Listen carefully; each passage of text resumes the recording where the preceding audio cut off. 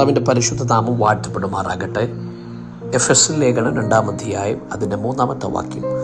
അവരുടെ ഇടയിൽ നാം എല്ലാവരും മുമ്പേ നമ്മുടെ ജഡമോഹങ്ങളിൽ നടന്നു, ജഡത്തിനും മനോവികാരങ്ങൾക്കും ഇഷ്ടമായത് ചെയ്തുകൊണ്ട് മറ്റുള്ളവരെ പോലെ പ്രകൃതിയാൽ കോപത്തിൻ്റെ മക്കൾ ആയിരുന്നു. നമ്മുടെ ജീവിതത്തിൽ ഏറ്റവും പ്രധാനപ്പെട്ട കാര്യങ്ങളിലൊന്നാണ് നമ്മുടെ നടപ്പ് എന്ന് പറയുന്നത്.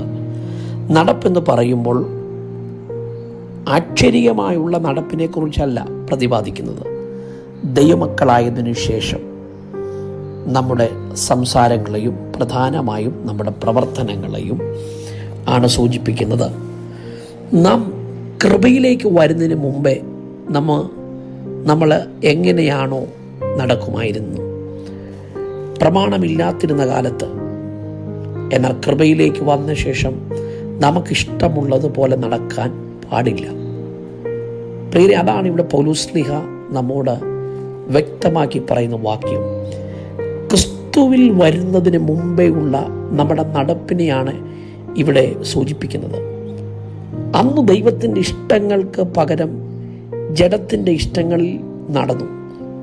ദൈവത്തിൻ്റെ കോപം ജയിപ്പിക്കുന്ന വചനം അനുസരിക്കാതെ ആ ലെവലിൽ നമ്മൾ കടന്നുപോയി.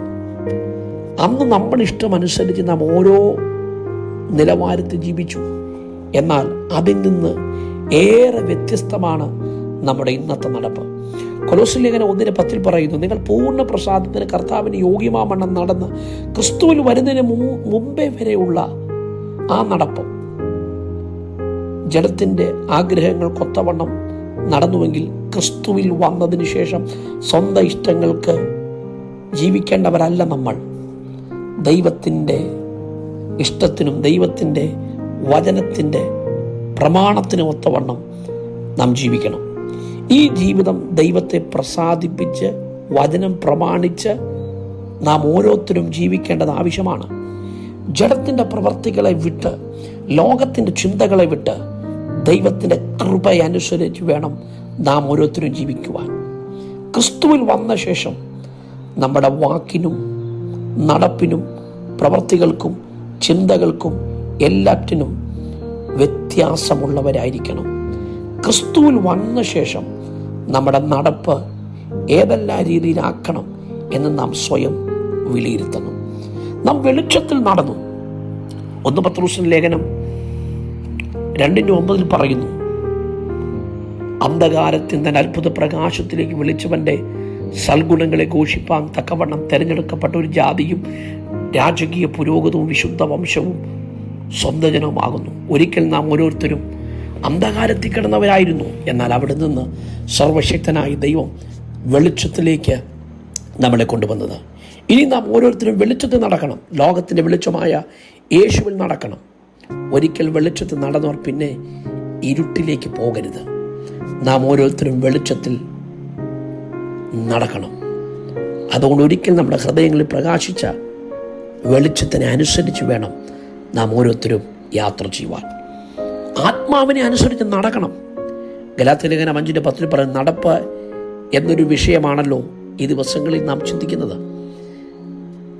ക്രിസ്തുവിൽ വന്നാൽ പിന്നെ നാം നേടേണ്ടത് ജഡത്തിൻ്റെ മോഹങ്ങളിലൂടെ അല്ല, ആത്മാവിനെ അനുസരിച്ച് വേണം നാം ഓരോരുത്തരും നടക്കാൻ. ആത്മാവിനെ അനുസരിച്ച് നടന്നാൽ ഞാൻ ജഡത്തിൻ്റെ മോഹങ്ങൾ നിർവീകരിക്കുക എന്നല്ല, അനുദിനം ഒരു ദൈവത്തിൽ ആത്മാവിൻ്റെ ഗൈഡൻസിൽ വേണം നടക്കുവാൻ. ആത്മാവിൻ്റെ നിയോഗത്തോടെ വേണം ഓരോരുത്തരും ജീവിക്കുവാൻ. എല്ലാ കാലത്തും ജഡത്തിൻ്റെ മോഹങ്ങൾ തമ്മിൽ ഉണ്ടാകുന്ന ആ തലങ്ങളെ നാം എന്നേക്കുമായി ജീവിതത്തെ തന്നെ കീഴ്പ്പെടുത്തണം. ആത്മാവിനെ കെടുത്തരുത് എന്ന് വചനത്തിൽ വാക്യമുണ്ട്. ആത്മാവിനെ ദുഃഖിപ്പിക്കരുത് എന്നും തിരുവെഴുത്ത് നമ്മൾ പ്രതിപാദിക്കുന്നുണ്ട്. നമ്മുടെ അനുദിന ജീവിതത്തിൽ ആത്മാവിനെ അനുസരിച്ച് നടന്നാൽ ദൈവം നമ്മെ അനുഗ്രഹിക്കും.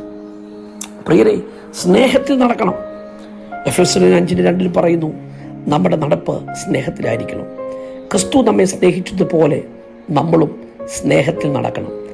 ദൈവകൃപയിലേക്ക് നാം വന്നതിന് ശേഷം നമ്മുടെ മാതൃക എന്ന് പറയുന്നത് നമ്മുടെ കർത്താവാണ്. ഇപ്പോൾ ക്രിസ്തു സഭയെ സ്നേഹിച്ചതുപോലെ നാമും സ്നേഹിക്കുവാൻ ബാധ്യസ്ഥരാണ്. ക്രിസ്തുവിൻ്റെ സ്നേഹമെന്ന് പറയുന്നത് പ്രതിഫലിച്ച കൂടാതെ സ്നേഹമാണ്. ക്രിസ്തുവിൻ്റെ സ്നേഹം ഈ ലോകത്തെ രക്ഷിക്കുവാൻ വേണ്ടി യാഗമായത് തൻ്റെ പുത്രനെ നൽകി നമ്മുടെ പിതാവാം ദൈവം ഈ ലോകത്തെ സ്നേഹിച്ചു. ക്രൂശ് പിതാവായ ദൈവത്തിൻ്റെ സ്നേഹത്തിൻ്റെ പ്രദർശനശാലയാണ്. ദൈവസ്നേഹത്തിൻ്റെ 3 പ്രധാന സവിശേഷത അത് നിത്യ സ്നേഹമാണ്. അതുകൊണ്ട് പ്രിയരെ, നമ്മുടെ നടപ്പ് ആ നിലയിൽ ആത്മീയ നിലവാരത്തിലാകട്ടെ എന്ന് ഈ പ്രഭാതത്തിലും ഞാൻ നിങ്ങളെ ഓർമ്മപ്പെടുത്തുന്നു. കർത്താവ് നിങ്ങളെ അനുഗ്രഹിക്കട്ടെ.